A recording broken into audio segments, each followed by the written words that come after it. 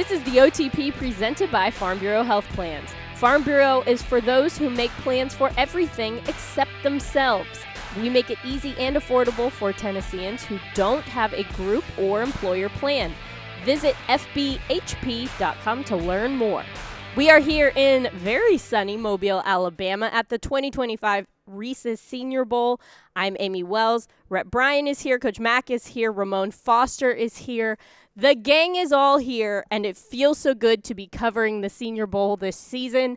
But before we get started, I feel that we have to acknowledge the empty seat at the table, because there is one. If you've been listening to the OTP recently and thought, oh, that's a lot of Amy, what is going on? The answer is Mike Keith has taken his talents to Knoxville, and he is going to be the voice of the Tennessee Volunteers. He's going to be covering football and basketball and doing all of the things in Knoxville, and we are so, so happy for him. But there's definitely an empty seat at our table, and it is very strange to not have him here in Mobile. Everybody knows Mike Keith loved this trip more than any of the others, I think. And as much as we made fun of him for it, it is really odd to not have him here. However, we are so excited for him. This is an incredible opportunity that he has. It's a dream that he's had for a long time. And so we are just so proud. And we're so excited for our friend. We are. But it's also very strange. And so I think there's a lot of emotions. I think we all have some big feelings because it feels like there's a little a void. But we've spoken to Mike, and Mike is adamant in letting Titans fans know how much he misses the fans and how just grateful he is to everything that Titans fans have provided over the years. And so I wanted to share that with everybody. I wanted to make sure that we addressed it and we talked about it because I know it's a lot of me right now. And we don't really know what the OTP is going to look like going forward. We don't know who else is going to be a part of it. So for now, the Titans radio crew is holding it down. We're doing our best. We're doing our best. And Mike Keith was here because he called us while we were in the stands. He did. I mean, Mike Keith is not gone for good. He has just moved a couple miles east. He's migrated east. Yep. That is correct. Yes. But yeah, it's I've described it continually to people who have asked me is it's the literal definition of bittersweet. Mm-hmm. The bitter part, selfishly, is we miss our guy. Yeah. And it's a massive void for sure. And the sweet part is we know that he will absolutely crush the job in Knoxville and how happy that we see him, and we are supremely happy for him. Yep. Well, I mean, Mike has got a unique chance in any career. I mean, he started Titans Radio.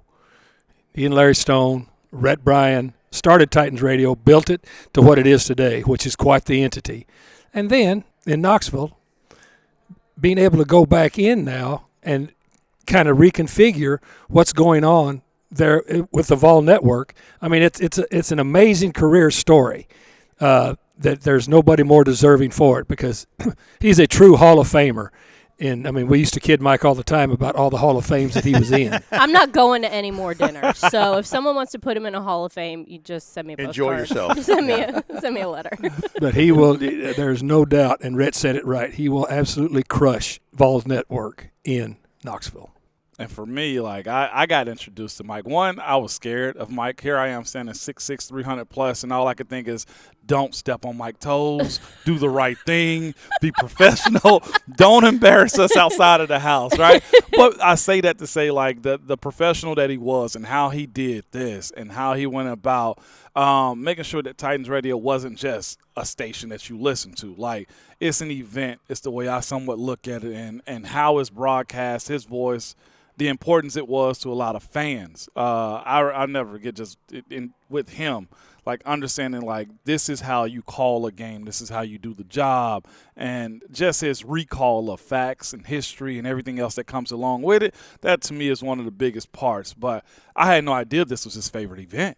Oh yeah. He loved the Senior He loved the Senior Bowl. Mike's the mayor of Mobile.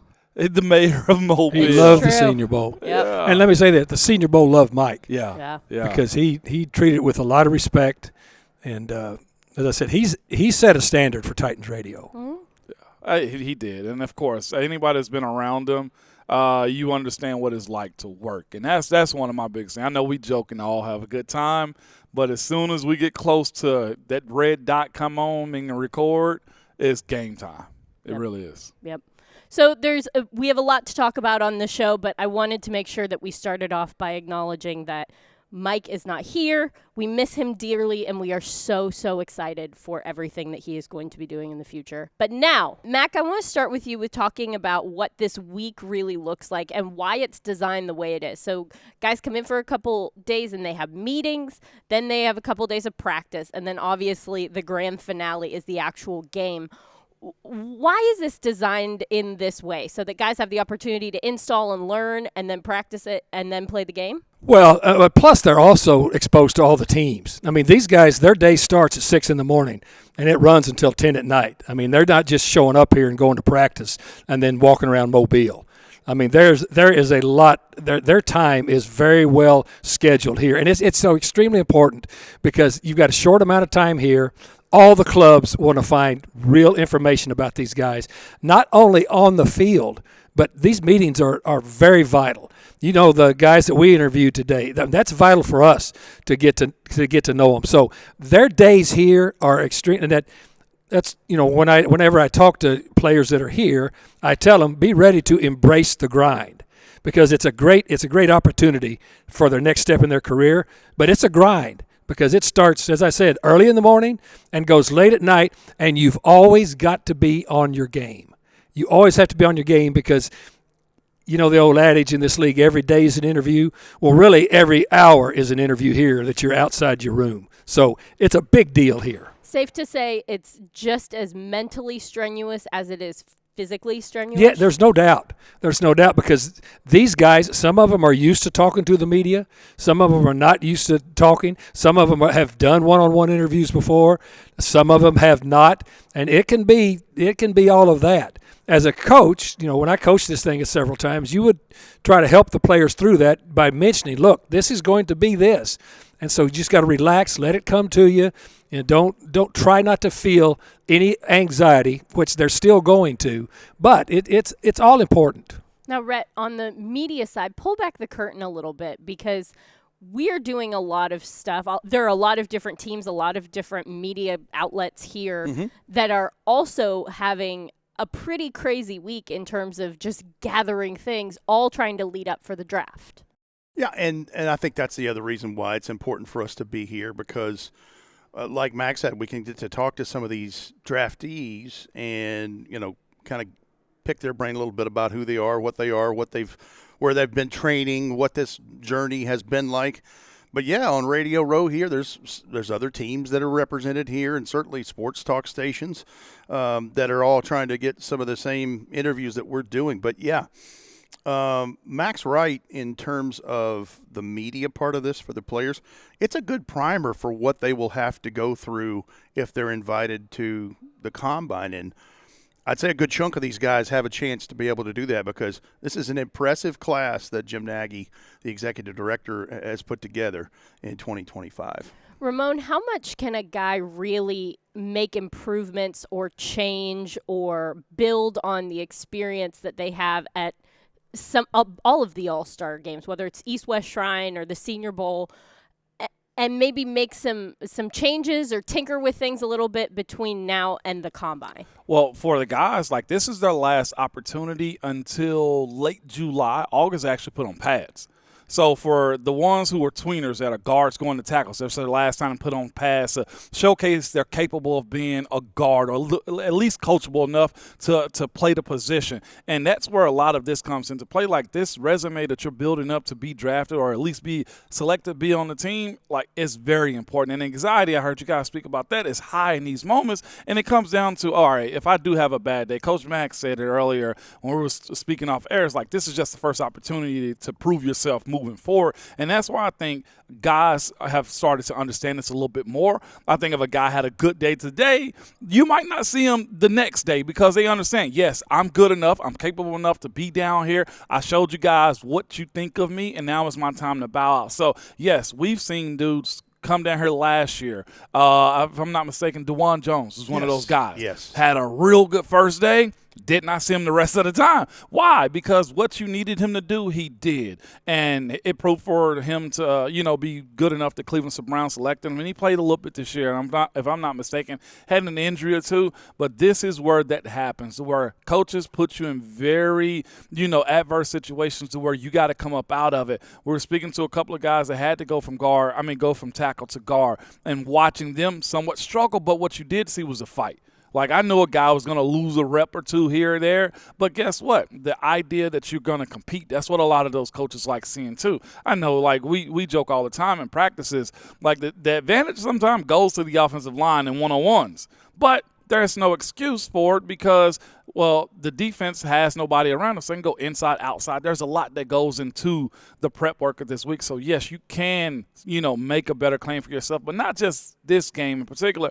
Like, I've seen guys that be in other bowl games, senior bowl games, and get the invite to come over here later because of what they did in those moments. So, all of this does matter, especially the physical side of it too.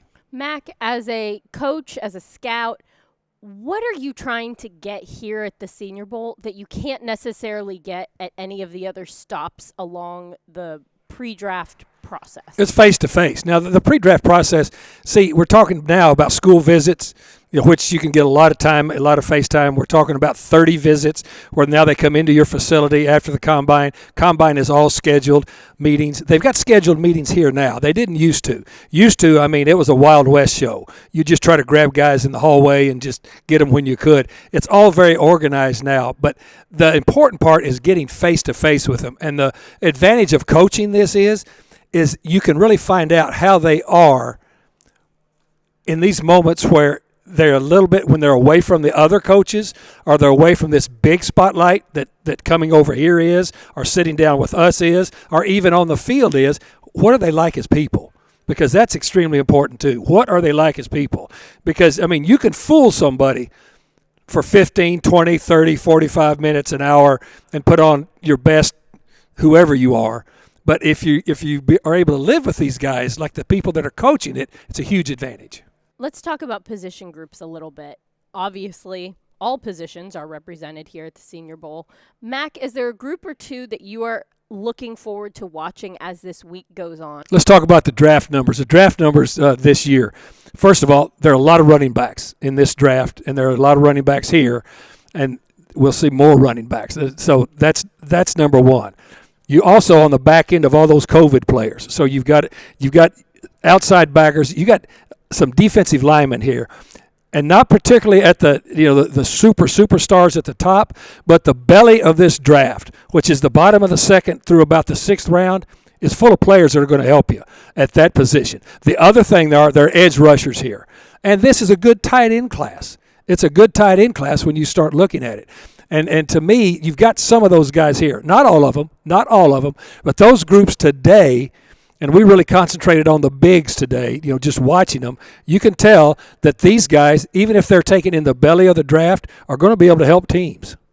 Rhett, do you have a position group or two that you're excited about watching? Yeah, Mac and Ramon watched the big guys in day one, and I decided to look at something different because knowing the quarterbacks have an adjustment period in day one and that they usually make adjustments and have a little better showing in day two as you get later into the week. I watched some of the skilled positions that they were trying to target in this. And so, to his point, running backs, R.J. Harvey from Central Florida, Brashard Smith, the running back from SMU, Devin Neal from Kansas. There's some nice backs in this just here, plus the draft itself. The tight ends he mentioned were good. And then there's some off-ball linebackers, a couple of those that are interesting to watch in this. But in addition to watching the bigs, I watched some of the skill positions who were targets that actually made a couple plays here and there. Ramon, are you sticking with the big guys? A little bit, but I do have a little bit of flavor in that. One, I will say is this, too. There was a difference, in my opinion, guys. I'm not sure if you guys saw it, but, The national team, I thought, was a little bit more gritty in the morning than it was the American team in the afternoon, too. So I was a little bit surprised. I will say this. I was shocked this morning because all I've been talking about is edge players and defensive ends and D tackles. I thought the offensive line held their own for the most part in the morning practice on the national team. And just a couple guys that come out. Southern Cal's center, guard. What is it, Jonah Monhai? Like, he's a guy that showed up big time to me today. I know a lot of Titans fans might not want to hear this, but North Dakota State had a guard today that played right guard, Gray Zabel, okay, that was really good and was very solid for the most part. And it was sprinklings all across, but I will go outside the offensive line. I'll go to tight ends, okay?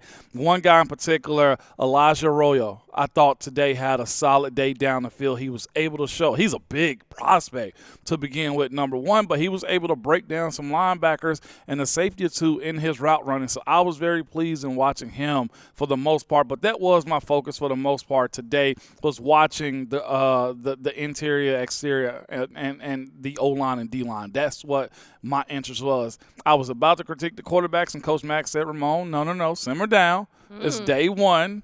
Quarterback center exchange is a thing that has to be worked on. Timing of routes for the wide receivers to quarterback is always a big thing. So as Coach Mack like to say from time to time, the IEs, instant evaluators, coaches that are watching this tape, they understand these scenarios right here. So we'll see a lot. Hey, this guy wasn't good. That guy was. No, it wasn't that today. It's the adjustment. Another unique individual that I am looking at while we're on the O-line too is North Carolina's Willie Lampkin.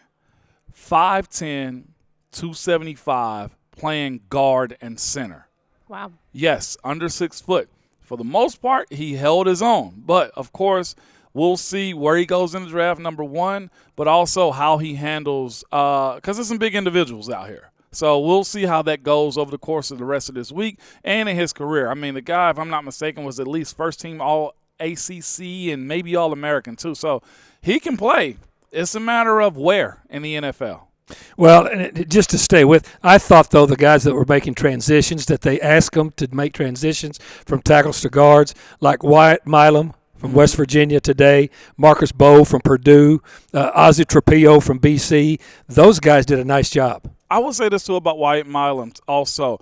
You can tell if you understand the game. We had him on earlier when we were speaking to him. He was going from tackle to guard. Yeah. And you can tell he was trying to figure out, how do I play guard? It's one of the wildest things you have to learn in your career because there's such a difference in space and being close confined. What I saw from him today was he had to start the fight early because in his mind, if he could stop a guy, then it mean it was better for him. But what it was doing, he was overexposing his inside charge. Like his legs were getting out from underneath him and guys were beating him. I'm okay with that. I love to see a guy experiment and practice because that lets me know that he's at least attempting to get better. So I'm not upset with Wyatt Milam today and how he played left guard. One more guy that jumped out to us that I knew nothing about coming in here, and Rhett and I do a pretty good car wash of guys before we get down here, was Anthony Belton from North Carolina State. Yes, sir. I mean, this dude, and Rhett's the numbers guy, so he's in my ear when I'm watching this guy. I mean, he's 6'0", 5'3", 345. And he's got an 83 and an 1/8 inch wingspan, and just measure that sometimes at home with a tape measure. So that guy was interesting today.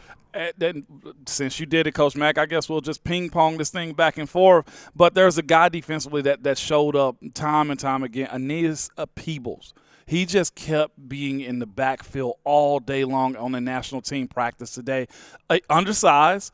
But I think Aaron Donald has changed that narrative across the board as far as defensive linemen go. If you can play and you can create chaos, which he did today during practice and one-on-ones, this league will find a pathway for you. Well, it's the same way, and we're going way back now because we're the Titans, to Jarrell Casey. Yes. 100%. Jarrell Casey was I can remember his talking about him in draft rooms. It was the same thing as far as, not the tallest dude, but quick, and then there's a place for him. Yes. I was around the drafting of him and the drafting of Aaron Donald, and the showing down here is important. Yes, it is. Rhett, do you have any names that we should know to add to the Yeah, pack? and I'm going to do an honorary frog for Mac. TCU's wide receiver, Jack Besh. Thank you, Rhett. Jack Besh is going to I think he's going to get a lot of attention this week. Nice receiver prospect. He'll get different attention, too, because his brother Tiger, the wide receiver from Princeton, obviously tragically lost his life in the incident that happened a few weeks ago in New Orleans, and so everyone's going to wear his brother's tag and sticker on the back of their helmets. He's wearing his brother's number in the game, and but he's actually a technically sound, good route running wide receiver that I think can make a difference in this. And then when we're talking about, I didn't talk much about the defensive secondary guys, but Max Hairston from Kentucky is a name you should definitely be paying attention to. Darian Porter from Iowa State, Quincy Riley from Louisville, and that's the pipeline that we saw, Jarvis Brownlee come out of last year, and also Storm Duck. Thank you. I just didn't want you not to mention Storm Duck. Nope. Great name.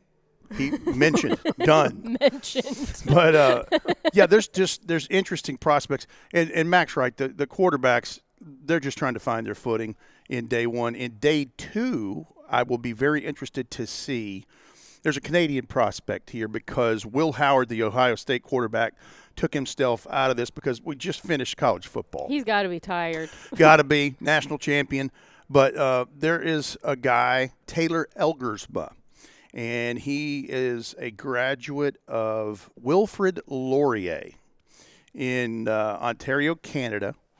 He won the Heck Brighton Award, which is basically the equivalent of the Canada's equivalent of the Heisman. Oh, wow. Nice. It finished, he had a lot of yards passing, but he was two-time player of the year and one of the few guys, but he's been working with an outfit called QB Country, and they have stations. They actually have one in Nashville. But it's some of the same group of folks that run the Manning camp started this whole deal. He's been down in Birmingham working at QB Country, getting himself ready for this pre-draft process and certainly this invite to the Senior Bowl. That's the same group that trained both Drake May and Bo Nix in the pre-draft process. But, yeah, Taylor Elgersma is something that's going to be interesting because you don't see guys from Canada come to this thing at the quarterback position much. And I think a lot of these guys, the evaluators, the scouts, a lot of them hadn't seen him because he hasn't been to the Manning passing camps. He has been taking a part of the Canadian Football League's quarterback initiative and internship where you can actually, a college player can go and be in training camps, in CFL training camps. He's done that for the last 3 seasons. Oh, wow. For the Toronto Argonauts and for the Hamilton Tiger Cats. So he's been around some pro-type stuff, and we'll see what happens with him. But, yeah, 6'6", 214, and, if Jim Nagy tells you he can throw it through a brick wall, he probably can. Now, we'll see about the touch and the accuracy, but yeah, that's an interesting prospect. Well, a name that we should know, all of us, is Titans head coach Brian Callahan. We should know that name. Mm-hmm. We had a chance to sit down and talk with him here at the Senior Bowl, and kind of talked to him about a bunch of different things, but one of the things that we started with was his confidence level heading into his second season as a head coach. Coach, you are no longer a rookie head coach. You are now a seasoned head coach.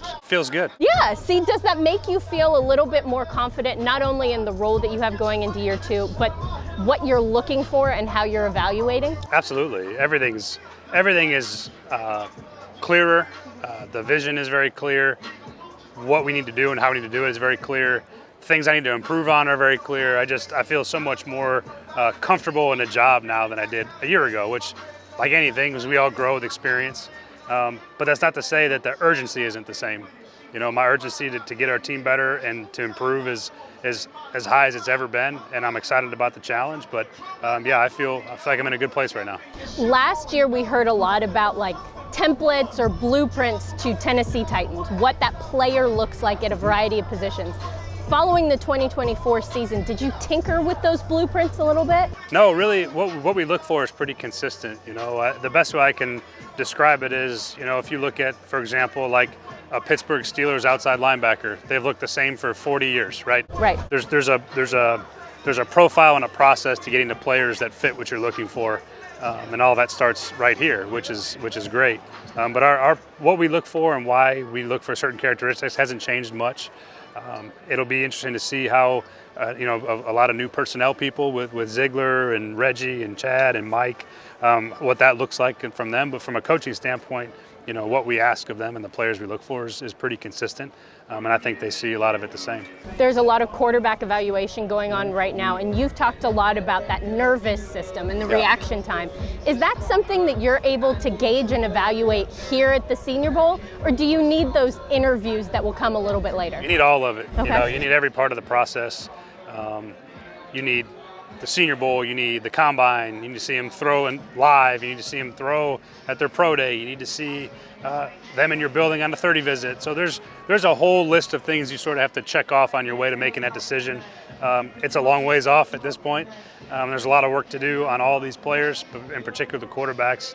But there's no other way you can arrive at that conclusion until you've sort of hit every part of the process to find out about how they function and who they are as a person. You mentioned Mike Borgonzi and his staff. Yeah. How much into the weeds do you get in the evaluation process with him, or do you kind of let him do his thing and kind of get his team settled? It's both. I think they have personnel sides always focused on the acquisition. Coaching, we still have things that we start when we get back to the office. Our evaluation process, then we sort of interject into that process as it goes along. This is a great time for me. It's my first exposure to all these players, but that's a whole. They definitely are more pushing forward on the personnel, whereas I have other things on the coaching side that I still have to work on. So it's a good mix and a good marriage of it. Speaking of personnel changes, you have some staffing changes on the coaching side, adding John Fossil, better known as Bones, to the special teams staff as the new coordinator. What was it about him that made him such a valuable person to add to your staff? Well, he's one of the best special teams coaches in football.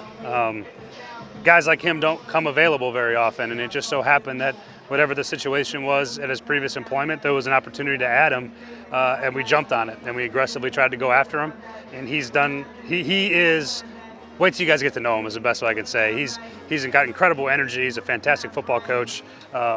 He's just one of the best out there, both as a special teams coach and then the kind of injection of energy to the team and the connection with the team.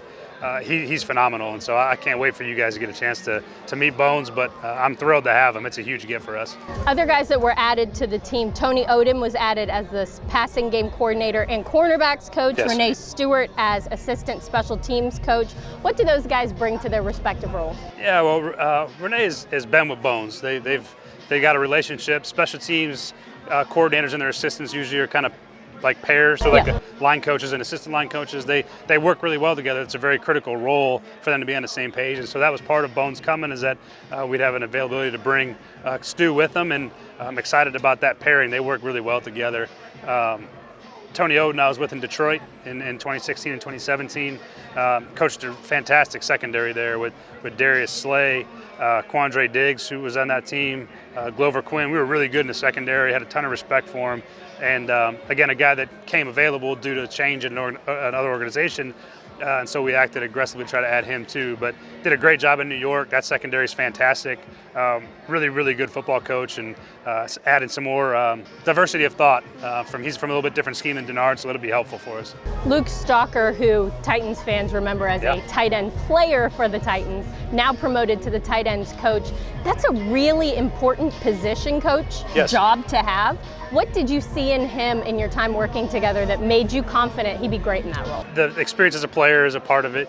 He's one thing I appreciate about Luke is he didn't skip any steps. He played for 12 years and came in and was an intern his first year, and then he'd drawing cards and breaking down film and doing all the things that a young coach would do. But I just see an immense coaching talent. I think he's going to be really good for a long time, and an opportunity to keep him here with us was important to me.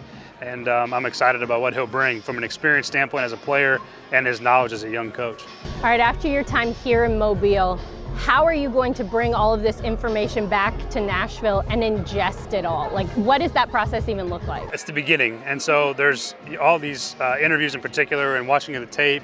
I know our scouting staff will go into the draft room here sometime next week, and they'll be in there. You might not see them for a month. They go in there and they go all day, sometimes 7 days a week, all the way up to the combine to make sure that we get every exposure on the players. They watch multiple games on each player on the board, and that's a lot of players. And so they're in there for a long time. It's just the beginning part, and then we hit the combine, and that's the next step. And so we just had to hit all these checkpoints as we go. Their job is much more demanding of compiling information than mine, because I have other things I have to do too, coaching-wise. But I'm really excited about their process and how they do it, and I think it's going to be really good for us. How excited are you about just kicking off the 2025 road to the draft? It's such an exciting time for the Tennessee Titans. Yeah, again, as I've said before, I don't really enjoy picking first overall. I hope to not have to do it ever again. But it is an opportunity to improve our team. And that's how the league works. If you need players, they put you in position to get them. You pick at the top of every round. You're going to have a chance to get good players at every turn. And we got to add as many as possible. And I love the draft process. I love the scouting process. That's why I'm here. These are things that I enjoy doing because I want to make sure we get the right players. And we need them. We need the right players with the right makeup, guys that love playing football, that love winning football games, and as many of those guys as we can get. That's what we got to find out. That's why we get to go watch these guys and interview them. But I'm really excited about the process and where we're headed. Brian Callahan, thanks so much for the time. Thank you. Whether you're buying or selling tickets to a Titans game or any live event in Nashville, SeatGeek is the place to do it. SeatGeek, the official ticketing partner of the Tennessee Titans, so Titans fans can fan. Home is the forefront of all we do. It's why we're so committed to caring for the places and spaces in which we work and live. Ashley, the official furniture provider of the Tennessee Titans. Little Caesars is the official pizza partner of your Tennessee Titans. Download the Little Caesars app and get your favorites delivered today. Delivery fees apply. Now, back to the OTP. We also had the opportunity to talk with new general manager Mike Borgonzi. He is here and really starting to get in a groove, kind of build chemistry with the new group of people that he is going to be working with within the Titans personnel department. So here's that conversation with Mike Borgonzi. Mike, you are obviously not new to talent evaluation, but you are new to the Tennessee Titans. When you are with a new organization, does it color the lens that you are evaluating these guys through? This is a great opportunity for coming down here and meet the staff for the first time. So just to be able to start those relationships with the scouts, it's a great time to do that. This game has always been an important part when we were in Kansas City of evaluating guys. We've got a lot of guys on our roster throughout Kansas City, so we know the evaluation part here is you finally get to sit down and talk with some of these guys and see them in person for the first time, right? And then be on the field to see them go through the competition. So this is an important part of the process here to start here in Mobile. When you are getting to know your staff, I mean, this is a real intensive in getting to know a staff because you're here together for a couple of days, you're on the road a lot. Yeah. What are the first things that you're trying to establish with your new team? Just relationships, who they are, where they came from. Some of the guys I do know over the years, but some of them are new to me. So that's the most important part, I think, is building that relationship with everybody. Whether that's going out to dinner at the East-West with some of these guys and being here with them and talking through them throughout practice. So that's really the first step, is really to get to know the staff and really to develop a relationship with them. When a team gets a new head coach, there's a lot of talk about a new language. The play calling's a little bit different. Things are labeled a different way. Yeah. Does the same thing happen in personnel? Is there a new language that you guys are learning how to speak together? Yeah, it'll be a different process, a different grading scale. Listen, at the end of the day, it's scouting football players, so it's just really getting on the same page and speaking that same language. But that's a process, and we'll go through that through here where it starts. We'll have meetings here in another week here, and for 17 straight days, so that'll be new to the staff.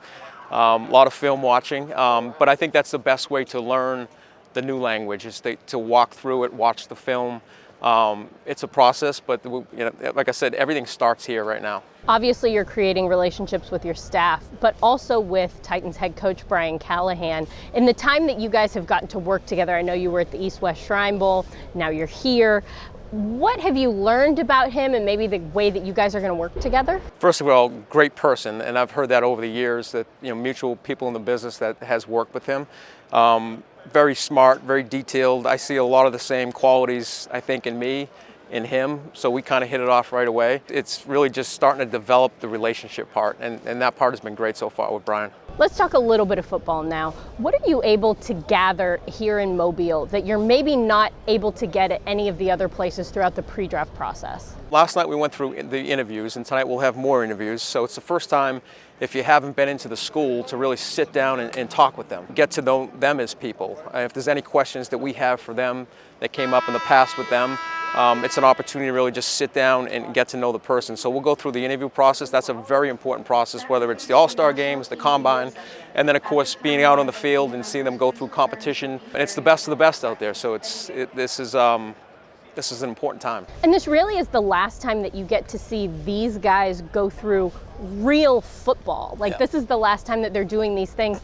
Does your evaluation mean a little bit more because they're actually in a game-like setting or practice-like setting as opposed to doing drills and things on air? The most important part is being on the football field in pads.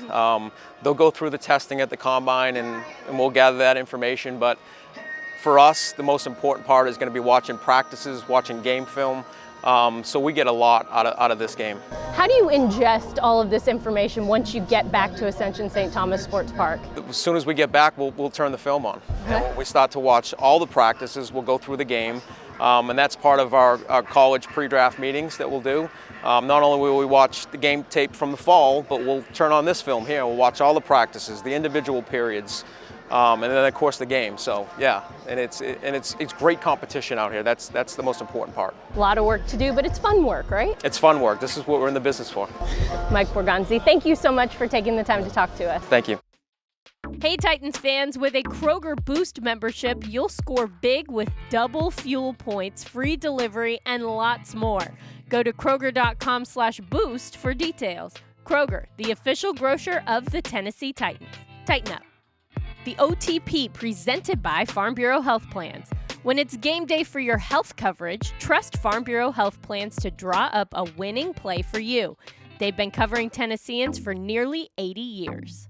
Now, back to the OTP. Well, guys, we've got coaching staff additions. We've got all of the things happening right now. We have a personnel group that is down here trying to get their feet on the ground, trying to figure out what's what. We've got all of these players to evaluate. We've got a high draft pick for the Tennessee Titans and what that's going to look like. It feels as though there are so many things going on for the Titans. Mac, how does any group of people keep everything kind of straight in their brains? And how do they work between, okay, we had some coaching staff changes. Okay, that's done. Now we move on. Well, we've got to evaluate these players. Okay, we've got that. We've got to keep going. Free agency's just around the corner. Okay, we got to worry about that. How do you keep it all straight? Well, I'll tell you exactly how. First of all, I'll say Titans Radio's on top of all of it. So if you want to know how you keep everything straight, it's Titans Radio.